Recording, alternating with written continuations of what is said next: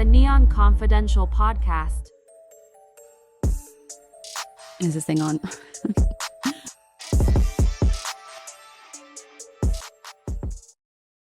Chef Tara Thompson. Tara. We're gonna leave that in.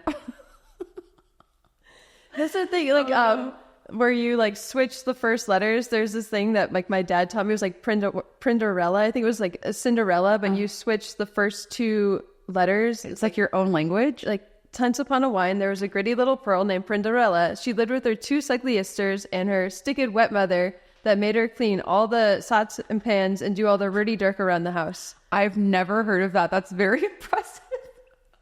You can like bust that out at a talent show or something. I think I had to memorize it for a talent show when I was like in elementary school, and it stuck. Do you have any other hidden talents while we're here? I don't know. I feel like I don't know. That's a really good party trick. Chef Sarah Thompson, welcome to the Neon Confidential podcast.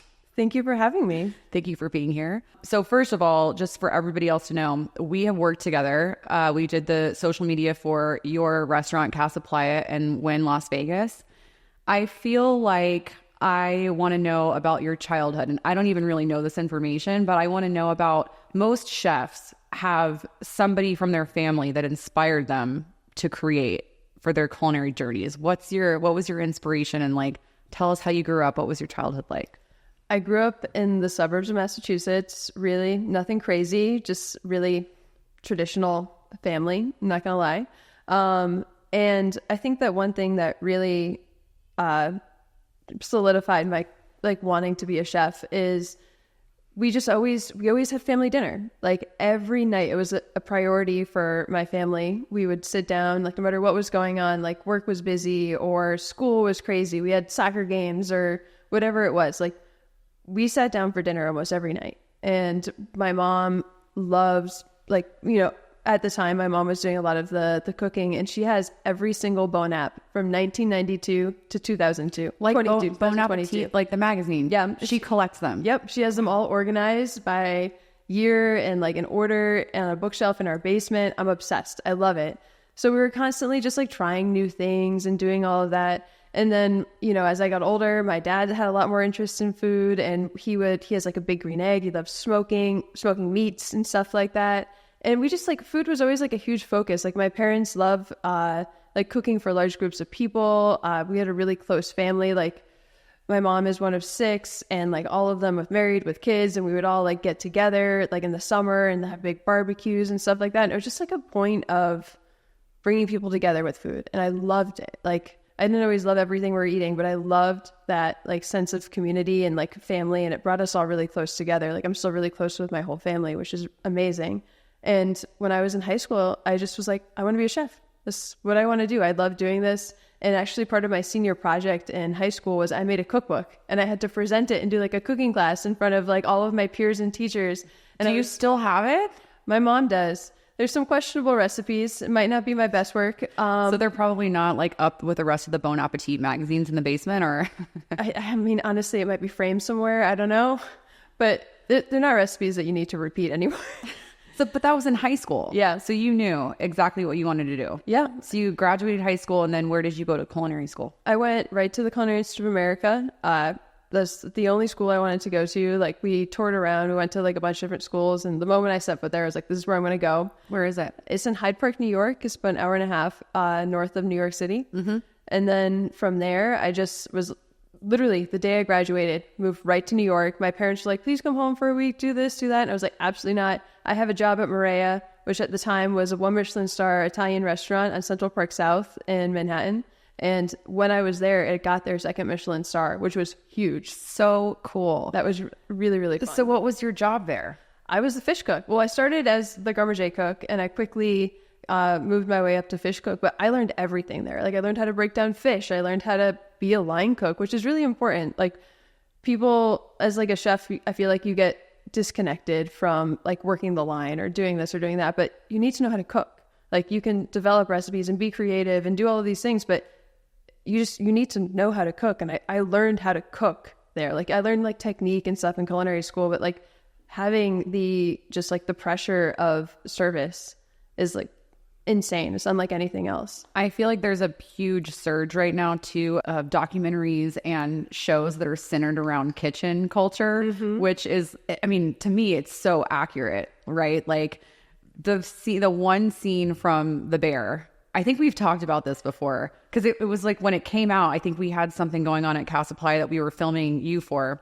The way the camera follows like the craziness of the kitchen, and then it goes into the dining room and it's like totally pristine, quiet. I mean, people are like enjoying themselves and laughing, but it's a very different like dichotomy from how the kitchen is.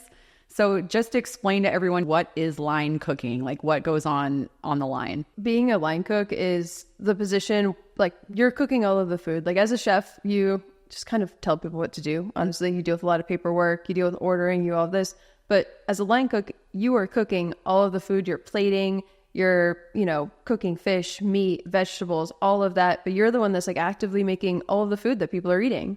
And it's an insane amount of pressure. But it's magical and it's so rewarding. Like all of the people that I work with, like you can tell how proud they are of all of the food that they're making. And it's, learning and developing. Who was the executive chef when you were at the restaurant that got the second Michelin star? This guy, the chef, his name is Jared Gadbob. He was the executive chef of Marea for, I don't know, probably about 10 years. And now he has his own restaurant in Detroit, which I've been wanting to go to. I just don't make my way to Detroit very often. Where did you wind up after working at Marea? After Marea, I worked for Wiley Dufresne. He had a restaurant called WD50, which is like kind of the restaurant that put molecular gastronomy on the map. I worked at his more casual restaurant called Alder, and that was my first sous chef position. So that was really fun because I started as a line cook, got promoted to sous chef, and just learning the different side of it. Because you have different responsibilities as a sous chef than you would a line cook, but some of them also overlap. And then from there, the restaurant was closing after about 2.5 years or so, and I didn't have a job. I didn't know what I was going to do. And one of my friends from culinary school came in to eat at Alder, and I was just chatting with her, and she's like, oh, like I'm the pastry sous chef at this restaurant called Casa. It opened 2 months ago. I was like, never heard of it. And she's like, well, we're looking for a sous chef. Why don't you come in and stage? And I had no idea. I had never heard of Enrique Alver. I had never heard of Daniela Soto Inez, and she still was an up-and-coming chef. This is now almost 10 years ago. Now she's one of the most acclaimed Mexican chefs in the world. And I just went in and I loved it. I was like, it was so interesting going in, and I'm like, oh, I've worked at all of these restaurants. I know so much. I went to culinary school. I knew nothing. Wow. I knew nothing about chilies. I knew nothing about corn. I knew nothing about the Mexican herbs or ingredients. So Casa is Mexican food. So this is your foray into Mexican cuisine. Yes. Okay. Sorry. I feel like I missed the mark there. No, and I want to back up too. So for everybody who doesn't know, what is staging? Staging is when you go into a restaurant. It's kind of like a job like an interview. A lot of times when you're interviewing for a restaurant position, you don't need to, do the paperwork. Yeah, like you need to have skills. People want to see your knife work. People want to see, like, can you cook a piece of fish? Like, how do you hold yourself in a kitchen? Like, are you really in the way? Do you know how to engage with the team? Like working a line and working in a kitchen is like being part of a team. And like everyone needs to come together. Everyone needs to time everything properly. Everyone needs to come together in a really beautiful way. But if you aren't vibing with the people that you're working with, it's not going to work. That's what I was going to say. I'm like, it's basically like a vibe check. Yeah. Like for both sides. You're like, what is your kitchen being run like? And they're like checking your skills out. I believe as a business owner that staging should exist in every industry. Like, because unfortunately this just happened. I hired somebody and it wasn't working out because the vibe was off. Mm-hmm. That's literally all it was. And like, we call that a 90-day probationary period in the corporate world. But staging just sounds very sexual, just going to stage. I work for a corporate environment. I don't know if I can put those two things together, but I always tell people my job is vibes. And like, it's funny. I'll go to one of my chefs and I was like, I bet this is going to happen. And they're like, no, there's no way. Like, we talked about this. I was like, no, it's going to happen. And like the next day they're like, you were right. I was like, how do you know? I'm just like, I know, like I've seen it. I know it's going to happen. And that's like women's intuition a little bit, which, I want to finish going through the timeline because Cosme sounds like it was really pivotal for you with getting into Mexican cuisine, especially working as the executive chef for Casa Playa at the Wynn. But what is it like to being a female in a male-dominated industry? Like, I feel like female chefs are they've been having their moment for the past, 8 years or so. But what was that like for you being a female in a kitchen, especially when you're kind of climbing up through the ranks? I have been really fortunate to have very strong female leaders pretty much everywhere I've worked. And I've worked in restaurants that are very female driven, like at Marea, 5 of the 6 line cooks were females. One of the cooks that I worked with got promoted up to chef de cuisine. And then at Cosme, the chef de cuisine and then executive chef was a female, and like pastry chef's female. And then just all of the people around me, it was a very girl power kitchen. Yeah. So I've been really lucky to be surrounded by just really strong female leaders and just strong leaders in general, people who are willing to mentor you and train you and all of that. So it's been really important. But now it's important for me. I'm the only female executive chef of a restaurant at the Wynn. So we have our pastry chef of the hotel is also a female, but I'm the only one that runs a restaurant. And more than half of my team is female. More than half of my chef's team is also female.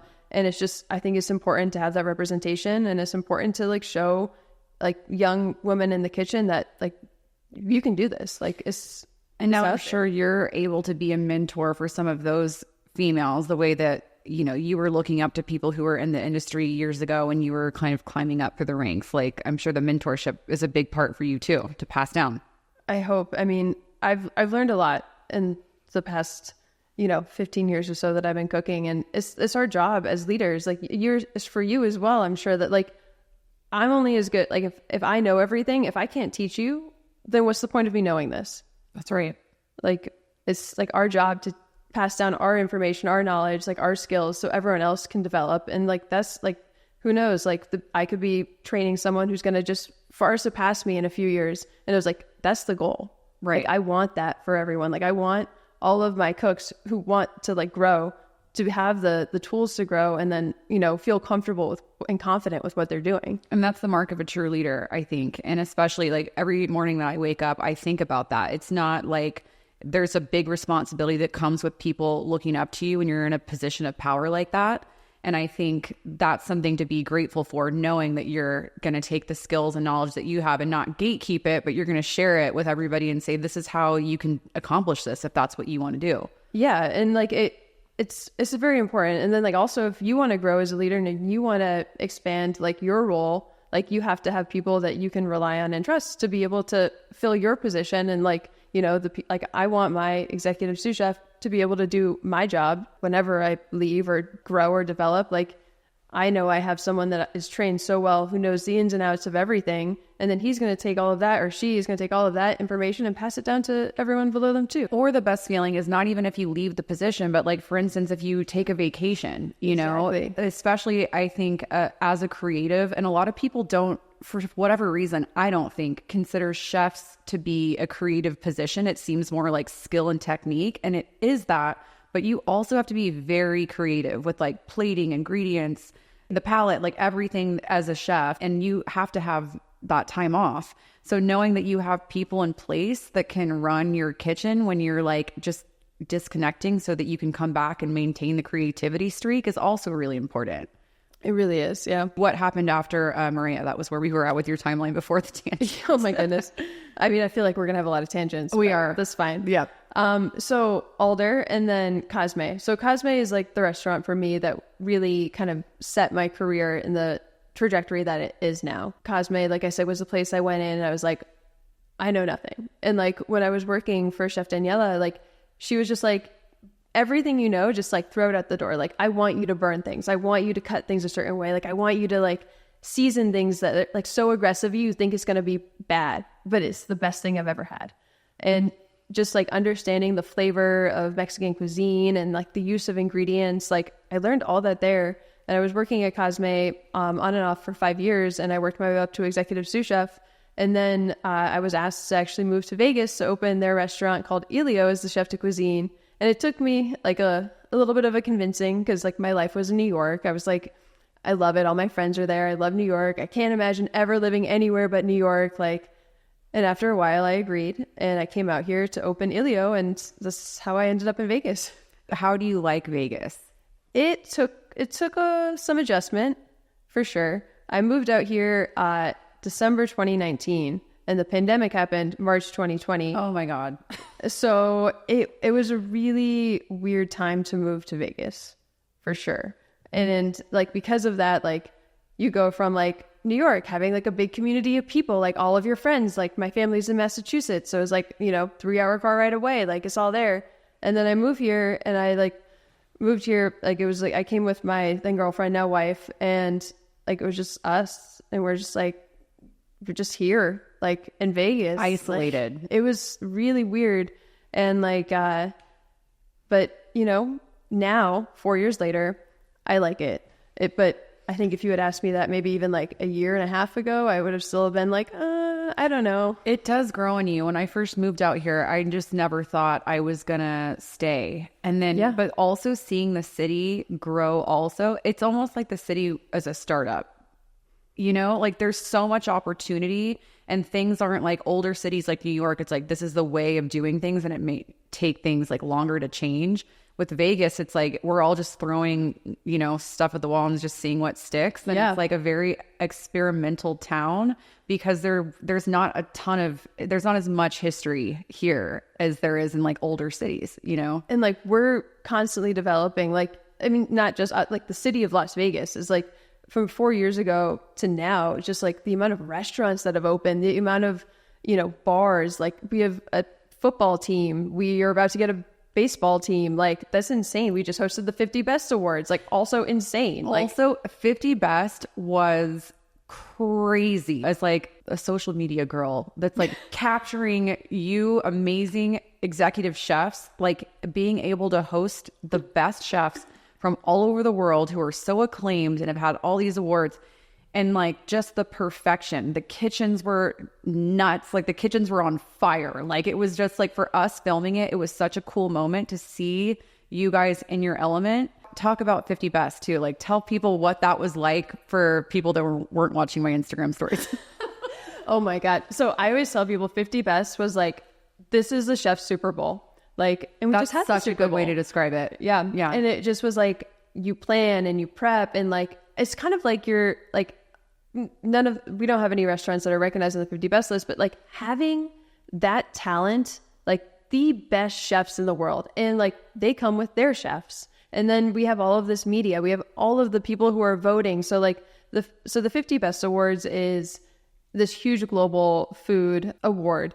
And they have people from all over the world that vote for these 50 best restaurants. There's 100 on the list and like this 50 best. And they announce the 50 best the day of the awards. It's divided into different regions and each region has X amount of voters, and the voters are like chefs or like food media. So like everyone who's here knows so much about food and they eat at the best restaurants in the world or they run the best restaurants in the world. No pressure, like at all. And all of those people were congregated in Vegas. Yep. And this is like, I feel like this is like our time to shine as a city and like just bringing the culinary chops and like hosting everybody. So talk about who you hosted in the Casa Playa kitchen. So at Casa Playa, we did a collaboration with Elena Regatas, Chef Elena Regatas from Rosetta in Mexico City. She won Best Female Chef in the World last year. And she's, I think, she's in the top 50. I forget the exact number. I actually just ate at the restaurant this past week. It was phenomenal. It was so beautiful.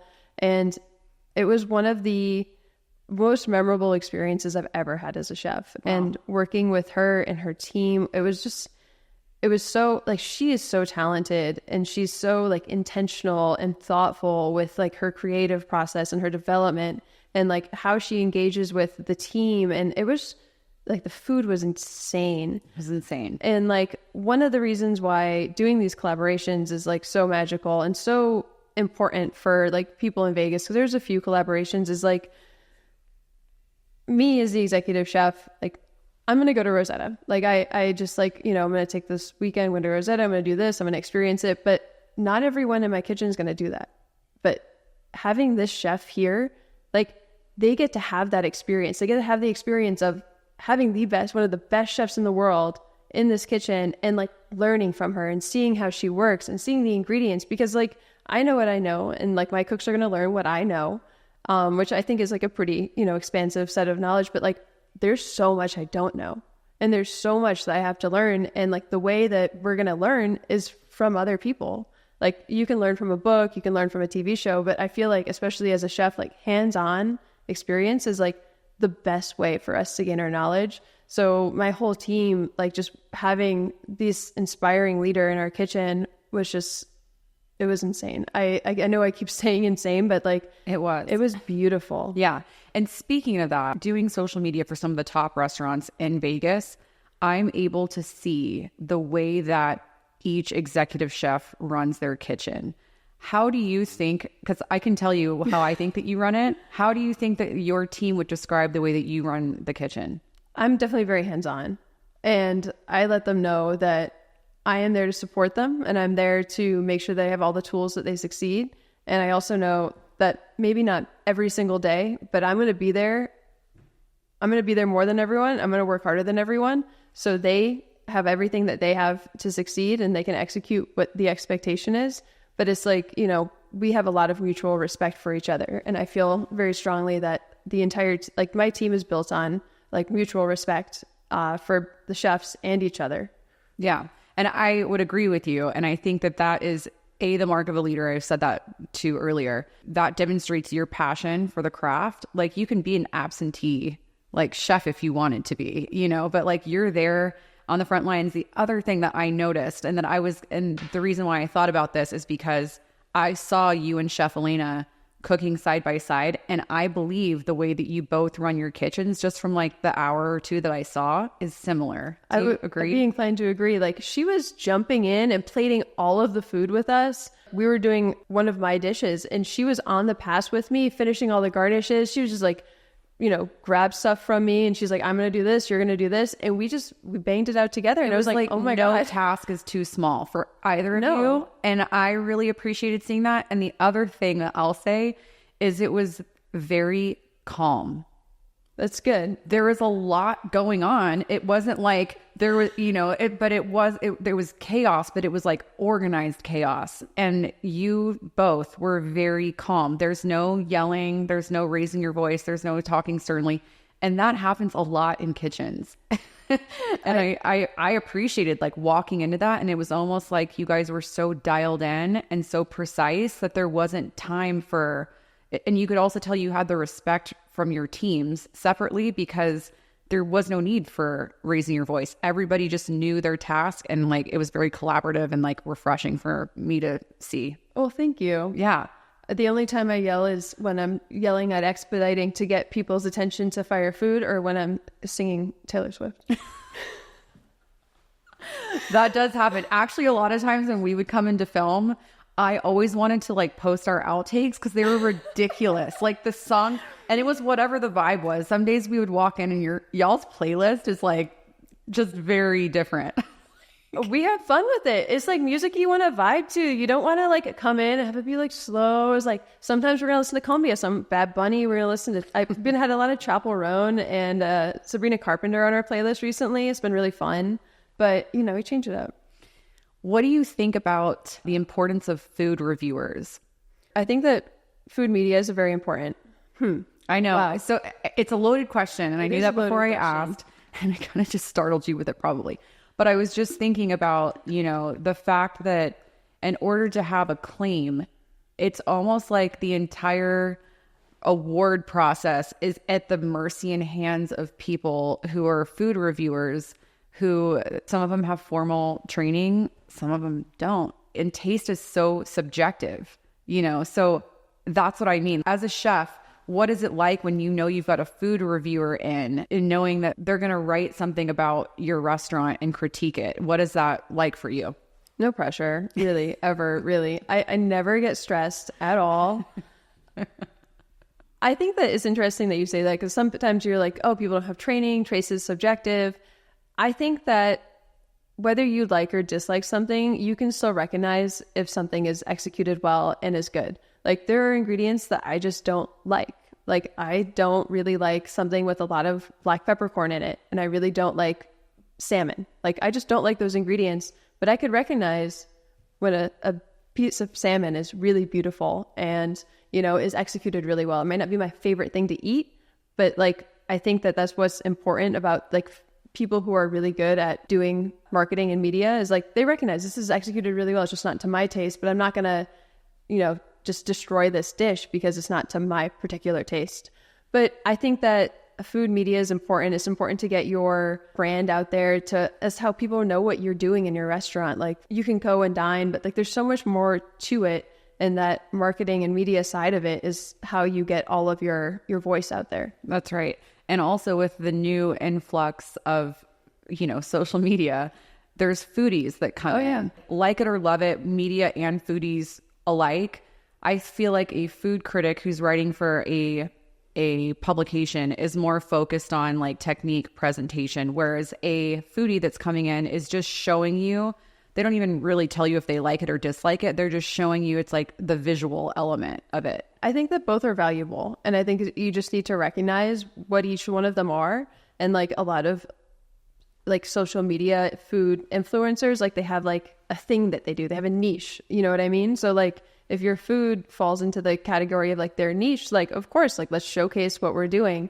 And then obviously for like the food writers, like you want to make sure that they have all of the information. You want to give everyone the best experience. Right. So all of it's important. Let's talk about James Beard. James Beard. Yeah. I've never seen a chef more dedicated to like it was the Friends of James Beard dinner, right? That we did. Yeah. Last September. All the proceeds went to the James Beard house. It's a really important cause for you. Let's talk about James Beard and what it means for you. James Beard James Beard was a chef. There's an award, the James Beard Awards. Like people say it's like the Oscars or the Grammys of the food world, even though people don't like that. So, people don't like that, but it's a really prestigious award ceremony, but it's also like a big charity foundation, and all of their proceeds go back to local food communities and also just to continue to support and the education of, young chefs growing up or, to food banks, to people who may need food or, people who are in need. So it's like a really powerful like charity organization, but it's also a great platform for chefs to get recognized for what they're doing. There's all kinds of awards. They have media awards, they have, regional awards, they have emerging chef awards, and they just want to showcase, up and coming chefs or some of the best in the region. And we were really lucky to last September do a Friends of James Beard, which you were a part of. You did a lot of really beautiful marketing for, which I appreciate. Thank you. A big fan. And it was just great because we were able to raise a lot of money for the James Beard House, and the wing was able to also match that. So we were able to, give even more back to the community, which is really, it's what it's all about. Yeah, I feel like those causes are very important to you, and I think it's good to not lose sight of that, like, education for younger chefs and giving people opportunities. It's true. Let's talk about Michelin. Freaking Michelin. The tires? The tires. Exactly. The last list they came out with, I believe, was in 2008. Mm-hmm. And that Michelin star, this is another thing that I think people don't realize, and I didn't, but that Michelin star is only good for a year. Yeah. That's crazy. Yep. And so they came here, they dropped these magical stars, like sprinkled them all over the city. So the ones that I found that people probably know, Casa Playa neighbor, Wingley.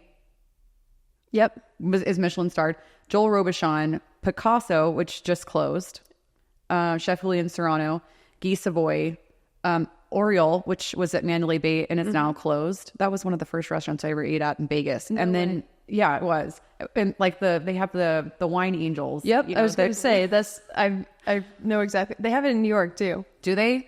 I mean, that was for people who don't know or haven't been to Oriole. It was like they had these James Bond-esque like ninja girls that they were called, like wine angels. So the cellar was so big. It was like an acrylic glass. They would go up in a pulley system and then pick, and of course in Vegas, people were like hammered, just wanting them to go all the way to the top and just would order like a bottle of wine that was at the top of the... But the ones at the top are the most expensive ones. Of course. So it worked out well. Exactly. That was the point. So Oriole and then Michael Mina. Why don't you think that they have been here in a decade?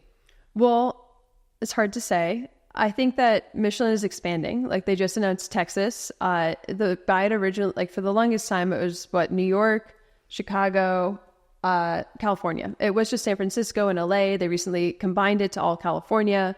And now we have Florida, we have Denver, we have Atlanta, soon to be Texas.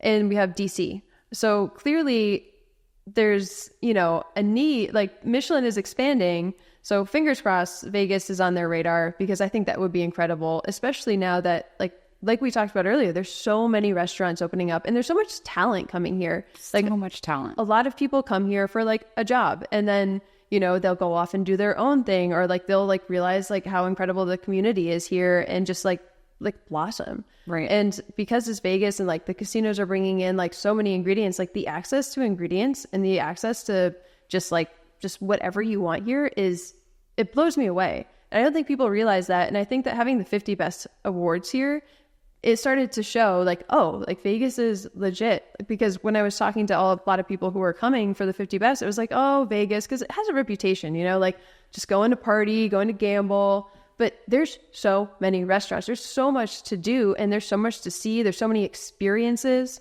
And I think that just having people in the food world see that is going to be just, I'm hoping it will be like a turning point for the city, because there's a lot that the city has to offer. And I feel like that's when someone hears, oh, that restaurant's Michelin-starred. However this process got its reputation, like Michelin-star has great PR. So here's the paragraph that I found. So it says, why did a tire company start this? Because everyone knows about Michelin tires, like you said. It says Michelin is a world-famous tire company with their headquarters located in Clermont, France. While automobiles are a staple of modern life, this wasn't always the case. Right around the turn of the 20th century, the Michelin company's founding brothers were looking for a way to increase automobile use and ownership to boost their growing company. What better way to get people to travel by automobile than give them an incentive to explore the emerging French culinary culture than provide them with a guide that included maps to restaurants? That's crazy. Yep. That's wild. Great PR. Exactly. They're like, I know, like, how do we get people to drive places in our cars? Let's just tell them to go to these amazing restaurants by giving them a star. And now that's like evolved where it's an institution. And it's global. Yes. And it's the mark, I feel like, in the culinary world of like, you did it. Yeah. You did the thing. And like the thing that's incredible about Michelin is like, it's not like, a New York Times reviewer. It's not like, something regional. Like this is a global food standardization or something. The same standards are across the world. Like if you're in Tokyo, if you're in Manhattan, if you're in London, Paris, like all these cities, it's the same standards. Right. Like, which is insane. Right. So what's the coolest Michelin restaurant you've ever been to? Oh, wow. You can name a few. I feel like it's like developed because like, you develop as like a person and your experience is what you want, like change. When I was like probably way back when, I went to Mugaritz in like San Sebastian, Spain, and that experience blew me away. Like they served this like this was honestly probably like 15 years ago, and they served this like dish. It was like it looked like carpaccio, and it was like flat. It was like red, and they were like, guess what this is? And like it tasted like so umami. It was like this flavor you couldn't recognize, and it was watermelon. What? I was just like, what? I was like, this is so, it's not like sweet, it's like salty, savory, and like they had done so many cool things with it, and it was like, whoa. And it was like, how am I remembering like this dish? Like I can remember how it was plated, I can remember like where I was sitting in the restaurant when I got it, and it was so cool. And most recently, I feel like I was just in Mexico City, and like we ate at this restaurant called M, which was really fantastic, and obviously Rosetta blew me away. It's like a vibe thing too. Like it depends upon like where you are, the experiences you're having. I will say, I think the best meal I've had in my life was at this restaurant, New York, Atomix. It's like ranked number 1 in the US and the 50 Best Awards. Whoa. Like top 10, I think it was. And it was the last meal I had in New York before I moved here. It was like your parting gift, and then you got here and the whole city shut down, or the world shut down. Yeah. So what was... It was a send-off. It was like, this is the last like, thing. This will just get you through the next 2 years before you can have another fine dining experience. Yeah. What was memorable about the meal there? It's a very intimate experience. I think there's 12 seats in the whole place. So Cool. like, it's very intimate, and like you start and you like pick your chopsticks. So like, and they go around with this like beautiful thing of chopsticks, and like they make a lot of a lot of Korean cuisine is made with lots of unique fermentations, like for a very long time, like different types of soy sauce or like gochujang misos, like all of that stuff. And I don't know a lot about Korean food, so I can't really speak to it, which is like another fascinating thing. You just like, I've never experienced these flavors before. It was like mind blowing, but they do all of that in house. Like they have a huge program. So like everything you're eating is so unique to that restaurant. Like you can't just like go, it's like, oh, I'm going to buy this super unique product in like Koreatown because like they had it at this restaurant. It's like, no, like they made this, they developed this for this dish. And it was just so cool. I love that. Like mind-blowing culinary experiences like that. And even for someone who's not in the culinary arts, I still appreciate things like that. So the fact that you are an acclaimed chef and you're eating there, it's probably like even more mind-blowing for you that you're like, I know what it takes for them to produce this, even though I don't know everything about the food. Mind-blowing. Mind-blowing. What's your favorite restaurant? What do you like to go to? Damn, I can't believe you just did this to me. My favorite restaurant. Well, I will say that one of my favorite meals I've ever had, I went to Iceland in November, and the same thing, I was like, I have to go to this Michelin restaurant, you know? So I went to a Michelin restaurant in Iceland. This is really bad because now I'm on the spot and I can't remember the name of it. It was so simple, the name of it, so simple. It was like a plant or something. Anyway, it was like one of the best meals I've ever had, and I ate solo. I was by myself. And actually there was a guy from Iceland that one of my friends connected me with, and he like wanted to go, and I was like, no, I just want to eat by myself. What type of food is like, I don't know, what's Icelandic food. So they eat horse. Okay. I've seen it before. And there was lamb. Okay. But again, it was like the presentation of each dish was so special. And it was like something like 12 or 14 courses, and they were just very small bites. But it was like you only needed one bite, and you were just like, what did I just experience? It was crazy. The attention to detail. I always appreciate an open kitchen so you can see the chefs and everybody working in the back. And that was it. It was like a very small-ish restaurant, and you just had a view of the street. You could see the snow falling.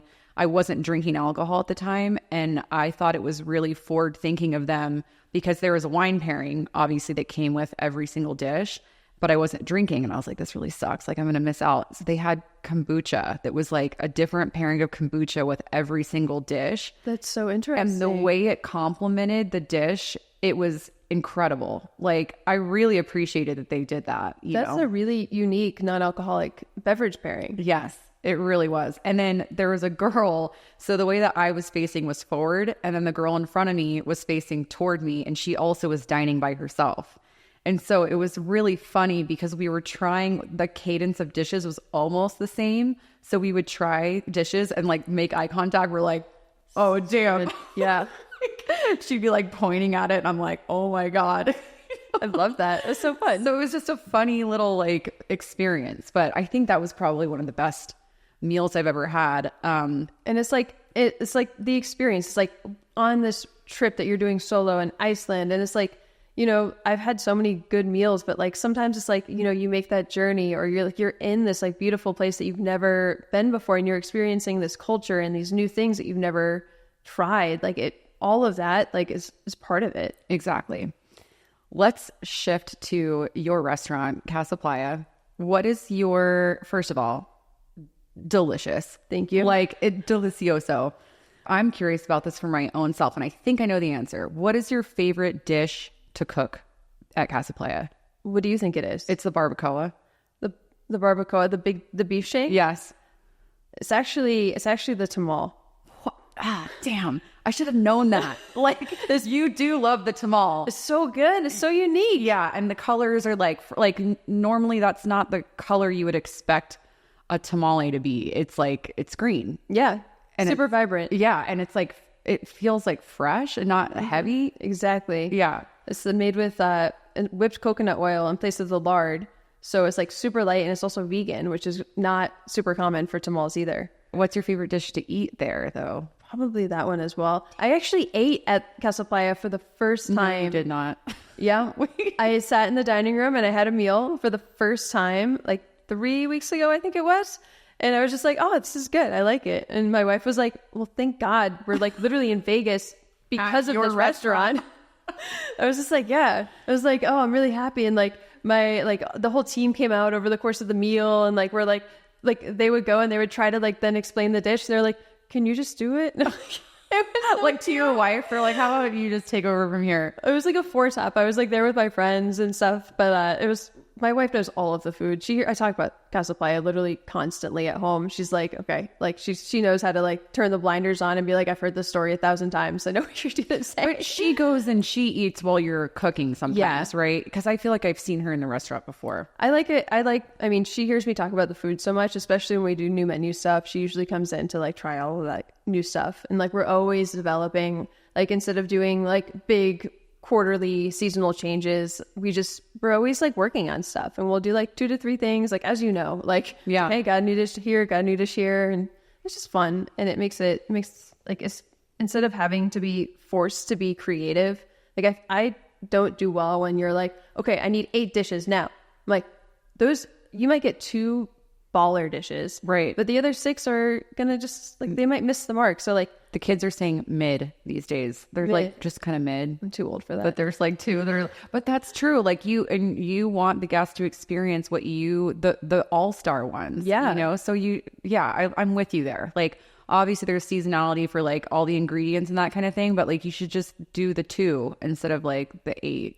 Yeah. And like, I'll then work on those other dishes, and like maybe in 2 weeks they'll be better. I just need like, you know, sometimes you just like, I don't know, it probably is the same for you as well, but like, you know, sometimes you just got to take the picture or like put it together on a piece of paper, and you're like, this isn't right. I need to come back to this. Yep. I've done that with you before. I've taken photos of your dishes and I'm like, I don't like how this looks. You're like, me neither. Yep. Like, let's reshoot it. Yeah. Like, you just need to revisit, and you're like, it's, you know, it's part of the creative process, and like the aesthetics, like we talked about this earlier too, just like, you know, having that vision and just like knowing how to relay it to the plate. Exactly. Like the layout of things. I think what I was saying was, if you or I were looking through a magazine, it would probably be a different experience from somebody else looking through a magazine. Like, we are noticing the way that things are placed, even if it's like, I don't know, an architectural magazine, like the furniture, the lines, and the aesthetic. I think that's something that it like sings to creative people's hearts when things just like make sense aesthetically. What is your death row meal? So I have celiac. I did not know that. Really? I did not know that. Yeah. So I have celiac. Wow. So I don't eat gluten. And celiac, for people that aren't familiar, you can't even it can't even be cooked on the same pans, right? Yeah. So like, it's like, so you can't have gluten, and it's like an autoimmune disorder. It's not like, oh, like my stomach gets upset. It's like, no, like the inner linings of my small intestines get eaten away, and I can't absorb nutrients, and I get very sick. Yeah. Yeah. Well, It's really, just, yeah. Sorry. Just when people are like, gluten? No, it's not. When you're like, oh no, I'm gluten free. It's like, no, you physically can't eat gluten. Yeah. I usually don't feel quite well if I accidentally consume it. So death row meal. You're doing it? I want pizza. I want pasta. I was like, just give me like focaccia. Like, I'll just throw some ramen in there. Like, I want to just like, yeah, I want to just make myself so sick that might kill me anyway. That's actually a really good answer. What's your death row meal? Damn it. I can't believe you're switching these back Well, on me. I'm curious. We're having a conversation. I know. I'm just kind of like, I guess that's true. I didn't give you time to think about this shit. So like, you know, why? Of course I need to answer this. My death row meal is definitely some Texas barbecue. Where? Oh, what's your spot? I really like Terry Black's barbecue. Like I think the lines are way shorter than, I can't even remember the other one in Austin where everybody like stood in line. Franklin's? Yes, Franklin barbecue. I like Terry Black's is just, I think it's better. I think that's what it is. I want a loaded baked potato. Love a like with some brisket, like some 12 to 16 hour smoked brisket on top. Okay. And some mac and cheese. Oh my God. I'm not even hungry, but I am now. Maybe that's why I thought in my head that the barbacoa, the bone-in, was going to be your favorite, because That's what you want. Oh my God. Like, and then I was just eating it like off the bone. And I think I was at a table with a bunch of clients. There's like 6 of us. Everyone's like, oh my God. And then you come out with the masa tortilla and you're like, no, put it in the tortilla. And then it was a taco with this like fresh house-made masa tortilla, and I was like, oh my God. Like, honestly, that might be You know that where might to be a find death it. row meal. Come by. Well, please, don't come to Casa Playa and then die, but that'd be kind of sad. Would be sad. But you know where to find it otherwise. But like, that's how I felt. I honestly overate because like it was so good. I just couldn't stop eating it. So that's a good one. What is your favorite place to go eat in Vegas? If you're just like what about date night? Like, where's your date night spot? Date night spot. So this is there's two places. So if we were to go out, we love the bar at Cleaver. So, Herbs and Rye, sister restaurant in Cleaver. The bar's bigger.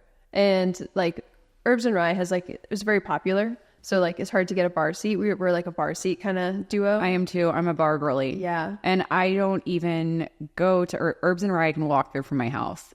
And I don't. Super close. Wait, really? Yeah. I didn't know you were central. Yeah. Weird. I live. We can't walk, but like It's close. less than 5-minute drive. Yeah. Mine is like, so it's like right around the corner. I can literally, it's like off Sahara and Valley View. Oh my God, it's right there. neighbors. But now I don't go there. First of all, I always knew a guy, and so you could just text him and he's like, yeah, no problem. I'll save you a seat at the bar if you're here in like 5 minutes, which would be no problem. But now it's like everyone discovered the secret. It's gotten recognized. It's on like the World's 50 Best Bars list or North America's 50 Best Bars. For the cocktails. It gets a lot of recognition for the cocktails. Yeah. It's kind of like that place that like if you are coming to Vegas, it's like the industry spot. Like, so a lot of restaurant people that are coming to Vegas, like go to Herbs and Rye. Yeah. So you do the sister restaurant, I do the Cleaver. Cleaver. Yeah. Very similar vibe, Do you do a lot of cooking at home? Try to, maybe like, I work in the night, so That's it's really what I'm hard. saying. I was like, huh, you do? Yeah, we'll do dinner like once or twice a week. But other date night there's a sushi restaurant and it's only takeout. It's called Domeberry. It's so good. It was one of the sushi chefs from Mizumi. She left and now has her own like little sushi shop. And she's getting all of the same ingredients that she's using, that they were using at like Mizumi, like one of the best Japanese restaurants out there. Yeah. And it's so good. She does beautiful work. So we'll just get it to go and eat it at home, have a bottle of wine and just... See, that sounds great. Yeah. And it's crazy how that's what happens. Vegas attracts all of these huge chefs, or they're at the helm of these amazing restaurants, and then they break off and they do their own thing. And it's the same. They have access to the same ingredients. They know all the secrets. They just, and it's like a little small hole in the wall, like place in Chinatown or whatever. It's so good. It's so good. I love it. Like that. I feel like Vegas is a culinary destination for sure. Yeah. Like the access. That's why I'm like, Michelin, come on back, y'all. We're ready for you. Casa Playa is ready. Tell me how you met your wife. We used to work together, but we didn't date when we worked together. So We were she's both in the culinary industry. Yeah, she works front of house. I was the executive sous chef. She was the AGM, but we didn't start dating until like a year after we stopped working together. We were both in separate relationships and, all of that. And then we just like were friends. We'd hang out all the time. And, we started like dating casually in New York, but then I was leaving. So it was just like, okay, like there's like an end date. So that was kind of it. And then, I came out here and was opening Elio. And she was coming out for the opening, and like she has her own job. She just got like a new job, and it was like, she does a lot of development now. So she does like, restaurant, she does like concepting, or she does like luxury, like trainings for like luxury openings and stuff like that. Cool. So she's very talented. She's so smart. She's like so much smarter than I am. It's insane. Well, but I didn't realize that she can like, pick up what you're putting down when you're talking about work stuff. Like you can really vent to her and she could have some valuable feedback. It's not like she just tunes you out. She's like, she does a lot of times. I repeat myself a lot, but she does also have valuable feedback. I mean, that's honestly like, that's a great match. When did y'all get married? We've been married for 3 years. Congratulations. Thank you. She's delightful. Yeah, she's the best. Like, I love her so much. I always knew, like, again, if she was like dining in the restaurant when we were there shooting content, I just like knew who she was. But when we had a chance to connect at the Cherry Bomb podcast recording that Marina was on, I was like, I could like, talk to y'all for hours. Yeah, She's great. We should hang out one of these. I know. Outside of work. I know, exactly. And I think y'all were going to dinner that night. Where did you guys eat? We ended up going to Safta with Carrie from Cherry Bomb. Mm-hmm. It was cool. It was good. But that's the pop-up that the Win is doing with Alan Shaya. Yeah, that's awesome. Yeah. Sweet. How did you eat there before? We went after. Okay. Yeah. We were like the last table in the restaurant. Do you ever feel bad? Like, do you feel extra bad when that happens? Because like, that like you're holding the culinary staff, or you're like, nah, this is good for them. It depends. It's 50-50. Like, I feel like it's clear when you overstayed your welcome. Like, right. Sometimes you just have a late reservation. Like, you get your order in quick. Like, I feel like you're restaurant people. I'm restaurant people. Like, yeah. But the thing that is most obnoxious that I have found, especially working with celebrities and influencers who do late reservations, and then they're late to their late reservation, then you're like, okay, you're an actual asshole. You're not like, midway through your meal, like, at this hour. It's like you haven't even shown up yet. And that's a tough one for me to watch. I'm like, you guys suck. I just feel like it happens when they don't fully understand, like, maybe like the operational side of the restaurant. You know what I mean? Like, they don't see that, there's people are schedules and this and that. And like, we're just, we're trying to run a business too. Exactly. And speaking of how hectic, culinary life is, what do you do to unwind? Oh, I just play with my cats. I love your Instagram is like cat content. Only a little bit, not that bad. Yeah, well, the stories. Okay. Yeah, your IG stories. So I feel like stories are more of a peek into someone's life, like outside of work. There's no permanence. Listen, I post my dog all the time on my your stories. Dog's so handsome. Oh my God, huge too. Oh my God, I know. She comes to the office, so you saw her when you walked in, but. Yeah, that's what Instagram stories are for. So I've seen the cats. I feel like I'm friends with the cats. Oh yeah, the cutie pies. They're so cute. So that's your unwind. I like traveling a lot. So like growing up on the East Coast, like you explore the East Coast. Like I grew up in New England. We would go to like New Hampshire and Maine, go hiking, like do that type of stuff. So like when I moved here, I was just like, oh my God, the Red Rocks. I had been to like the Grand Canyon. We did like that trip when we were younger, but like, I had never been to LA. Just like you go to LA for a weekend, like go to San Francisco for a weekend, go to Seattle. Like we'd like go down to Ensenada, like just like there's go to Santa Fe. Like there's just like a lot of little peaks and trips and like different things to do that like I'm not going to go from Manhattan to Santa Fe for a long weekend. That's just like a lot of travel, a lot of time zones, like really far. But like here in Vegas, like that's a really solid long weekend. Do you know what I mean? Yeah. So we've been trying to seek out a lot of trips like that and just like experience like little blips of the West Coast that like we wouldn't necessarily do back east. Yeah. I think a lot of people don't realize how central Vegas is to so many other spots. Like I'll do day trips to LA. Yeah. Like literally drive there and then back in one day. Wow. That's a lot of driving. It's like, I mean, I can make it in 3 hours if there's no traffic. Brag about it. Like, hope there's no cops to listen to this. But yeah, it's so central to everything. And especially like you said, Red Rock, that's where me and my dog Xena go every weekend just to like unplug. And you can get a lot of inspiration from traveling like that. Yeah. It's great. I think we're really blessed to be so near to amazing places like that, And the airport is like, it's not like a hub for anything. So like you can kind of just go anywhere you want. Yep. Like there's so many flights. Mm-hmm. A lot of them get delayed, but they're still there. God, that is like in and of itself a reason that like I just would rather drive. I might go to Colorado soon, and I think I'm just gonna like rent an SUV and just go. Oh damn! It's a long drive. We're in Colorado. It's 8 hours. So my girlfriend just moved to Vail, and she's like lonely out there. I'm like, I'll come over, girl. Yeah, we'll do some hikes. It's a beautiful place. It's like, but she said the drive is like also spectacular. So I'm like, I'll take you up on that. I think that's a good idea. Yeah.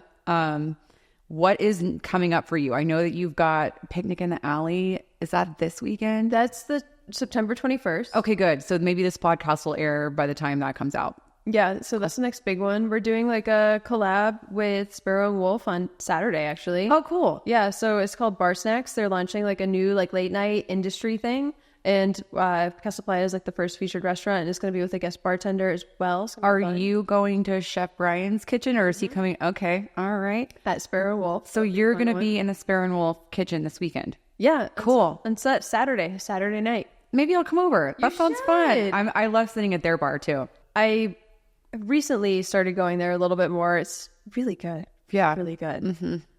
The bar is like small. Yeah. But I think that's what makes it cool, because if you make it in there, you're like, I did it. But like, I mean, we talked about this. We're bar girls, so like it's easier. It's easier, and you have somebody to talk to. Like a lot of times if you're going to dinner, especially if you're in a relationship, it's like you guys already know what's going on with each other's lives, and it's just fun to like change it up and interact with someone who's behind the bar that like also has a good personality, and you just want to like, shoot breeze. And like, being, in the restaurant world, like just like experiencing, like, do you have any like cool new liquors, any cool new drinks, like anything that you think we should try? Like they always know. Yeah. You've got that this weekend, and then Picnic in the Alley. Talk about that event, since this will probably come out right before. So you're just going to get rid of the Sparrow and Wolf things? No, I still think that's really cool. Well, how does that happen? So did Chef Brian approach you? Yeah, we connected at the 50 West Awards, and he just like texted me, and he's like, hey, like, do you want to do this? And I said, yeah, let's do it. I think that's how you know someone's passionate, because I could have been like, what's next? And you could have been like, I don't know, just come into Casa Playa. But instead, You can still come into Casa Playa. This is huge. Casa Playa turns 3 on September 15th. That is really cool. Yeah, my baby's growing up. Oh my God, what a moment for you. What are you doing to celebrate? I'm going to make a giant batch of pozole for my team and have a cake. But Casa Playa, we're going to be doing like a late night so it falls on Mexican Independence Day weekend. Mexican Independence Day is that Monday, the 16th. And it is wild. The city of Las Vegas for Mexican Independence Day is wild. And we have the huge UFC fight in town that weekend too. There's like a show too. Like there's usually like some bands that go to Allegiant. Like that weekend's just crazy. I know. I'm like, if you're listening to this, you probably can't come, because like the flights are insane, the hotels are insane. Like, sorry, you should have booked last year. It's nuts. Yeah. So we aren't doing anything that weekend just because we're gonna be so nuts. But that Wednesday we're gonna do like a little party. Cool. Yeah, I'm excited. You should come by. I will definitely do that. Yeah. And then you've got Picnic in the Alley, and you're gonna be set up cooking. Like, what's going on? Yeah, so Picnic in the Alley is this it's this charity event, and all of the proceeds go to the Women's Hospitality Initiative, which is like a local charity here in Vegas, and all of the money goes to young females. I mean, I guess I probably can't speak to it as well as other people, but it's a really great organization, and it's going to be 80 females who are working the event, who are, bartenders, chefs, media, all kinds of things. And it's just like a way to showcase all of the incredible female talent that's here in Vegas. Yeah. Because there's so much. Jolene, who's organizing it, she's just like, I have to start turning people away. Like, I don't have, like, we moved from a bigger venue from last year, and I thought it was going to be big enough. And next year I'm going to have to even go bigger, which is insane. She does everything the right way, and she's such a connector in the culinary world too. Like, shout out Jolene. She's great. So she's awesome. I know that any event that she does is going to be a smash hit, and I'm excited that you're involved in that. I'm definitely going to stop by. Please. We're doing the VIP like intro area, so all of the Win girlies, so it's like me, Marina, also just incredible, Chef Jen, who's our pastry chef, and then Flora, who does our cake. We're doing like all of the VIP the first hour, so we're gonna do like all of these like bougie canapes. I love it. Yeah, I love a bougie canape, honestly. Tell everybody where they can find you if they want to know more about you and follow along your cooking and cat journey. It's more cooking, less cats. Come on. No, everything on your page is like, again, it's very aesthetic. You can tell that you're passionate about cooking and that you're an executive chef of one of the best restaurants in Vegas by your Instagram. Oh, thank you so much. Yeah. So, I mean, on Instagram, it's Sarah C. Thompson with like an underscore. And then also like Casa Playa at Win Las Vegas. If you can follow along with everything that we're doing. They post obviously way more restaurant content. I do a little bit more, playfulness, and if everyone would go to Casa Playa and get the squash tamal and ask for Chef Sarah, and you'll come out of the kitchen and like say hi to people. I love talking to people. And like one of the reasons why like I got into food is just like you love sharing the experience with people. I love seeing people's faces when they're eating food, and like you can tell, like, you know, when someone really likes something, like the way they light up, the way that they're excited, like that just feeds me. Like I love it. That's why we do it. I love that. You feed people and they feed you back by their expressions. Thank you so much for coming on. This has been a delightful conversation as always. Thank you for having me. It's been a pleasure.